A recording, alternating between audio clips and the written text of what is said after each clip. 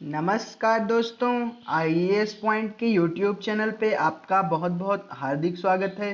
दोस्तों, अभी तक कल तक हम लोग चैप्टर 5 को पढ़ा था। आज हम लोग चैप्टर 6 जिसका नाम है जनसंख्या, आज हम लोग चैप्टर 6 को पढ़ने वाले हैं। तो चैप्टर 6 का नाम आप लोग याद कर लीजिए और चैप्टर 6 में हम लोग जनसंख्या के बारे में आज अच्छे से डिस्कस करने वाले हैं।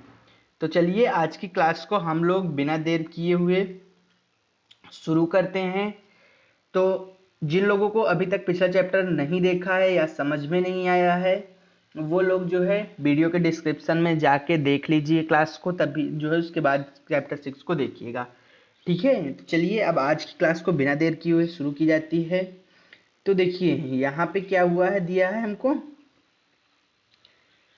क्या आपने मानव रहित विश्व की कल्पना कर सकते हैं? मतलब कि बिना मानव के जीवन दुनिया कोई, अब हम भी तो एक मानव हैं, हम कैसे देखेंगे?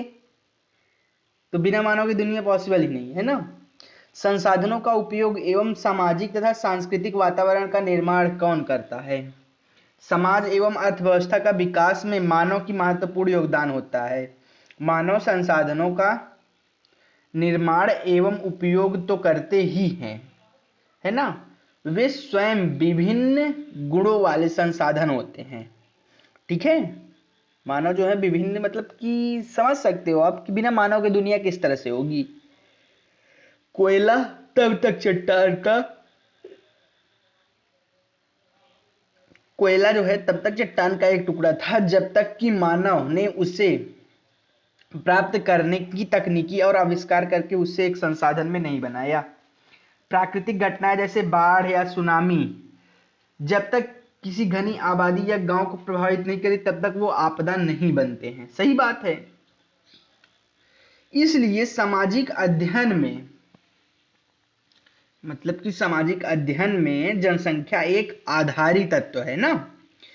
यह एक संदर्भ बिंदु है जिससे दूसरे तत्वों का अवलोकन किया जाता है तथा उनकी उसके अर्थ एवं महत्व ज्ञात किए जाते हैं। संसाधन, आपदा और विनाश का केवल अर्थ मानव के लिए ही बल्कि मनुष्य की है।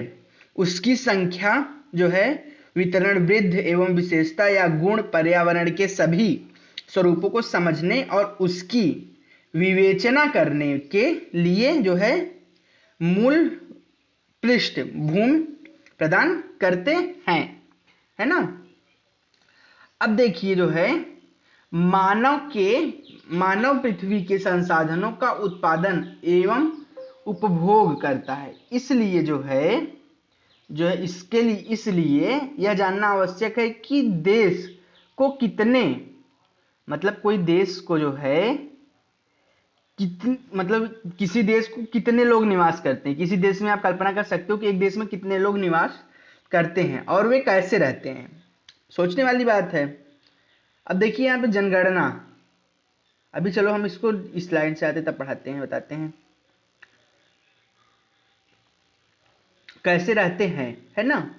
उनकी जो है संख्याओं में वृद्धि क्यों हो रही है, मानव की संख्याओं में वृद्धि क्यों हो रही है तथा उनकी कौन कौन सी विशेषताएं हैं। भारतीय जनगणना हमारे देश की जनगणना से संबंधित जानकारी हमें प्रदान करती है। जो भारत की जनगणना है, जनगणना तो अभी कई देशों में होती है, पर भारतीय जनगणना जो है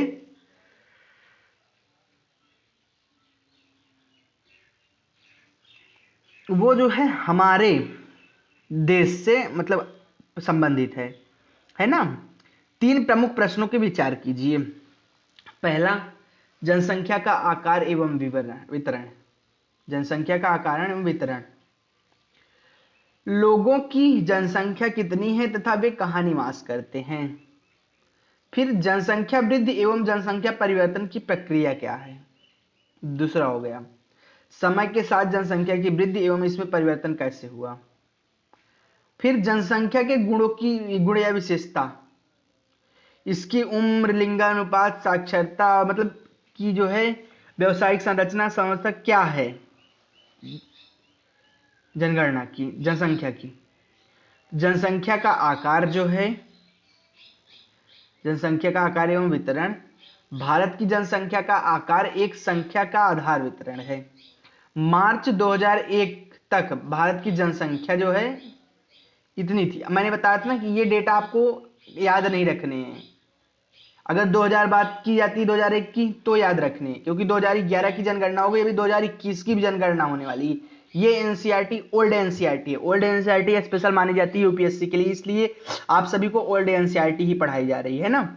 तो जो है एनसीईआरटी में ये 2001 के मतलब कि 2004-5 की एनसीईआरटी है छपी, तो इस वजह से इसमें जो है डेटास पुराने हैं, तो इस पे हम लोग उतना ना ध्यान दें तो बेटर रहेगा। यहाँ पे हम लोग ये चीज़ देख लें अपना इम्पोर्टेंट जो है, क्योंकि वो डेटास पुराने हैं और वो आपको भ्रमित कर देंगे आपके परीक्षाओं के लिए।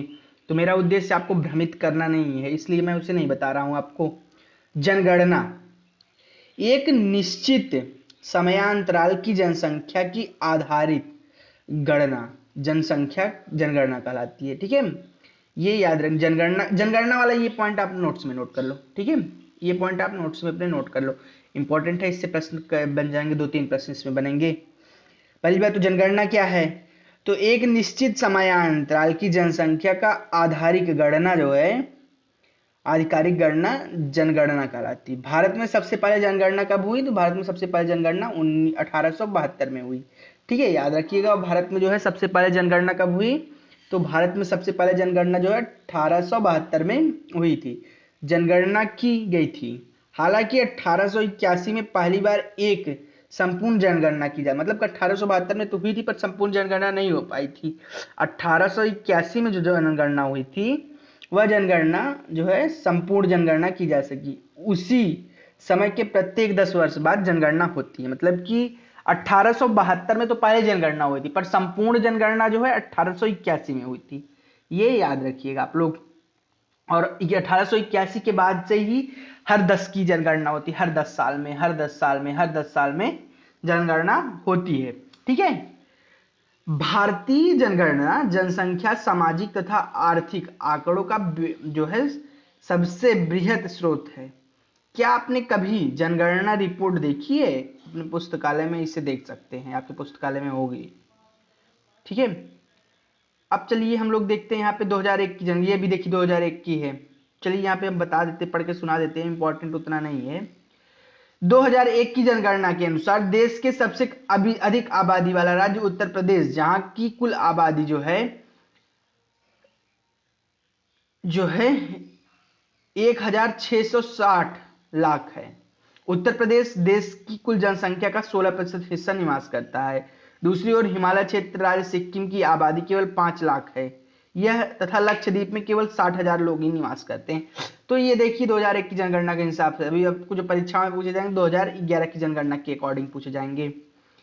भारत की जो है केवल आधी आबादी जो है सिर्फ केवल 5 राज्यों में है, निवास करती है। पहला है उत्तर प्रदेश, दूसरा महाराष्ट्र, तीसरा बिहार, चौथा पश्चिम बंगाल एवं पांचवा आंध्र प्रदेश। क्षेत्रफल की दृष्टि से राजस्थान सबसे बड़ा राज्य है। क्षेत्रफल की दृष्टि से जो है राजस्थान सबसे बड़ा राज्य है, जिसकी आबादी भारत की कुल जनसंख्या 5.5% है। मतलब कि क्षेत्रफल की दृष्टि से जो है राजस्थान सबसे बड़ा राज्य है देश का।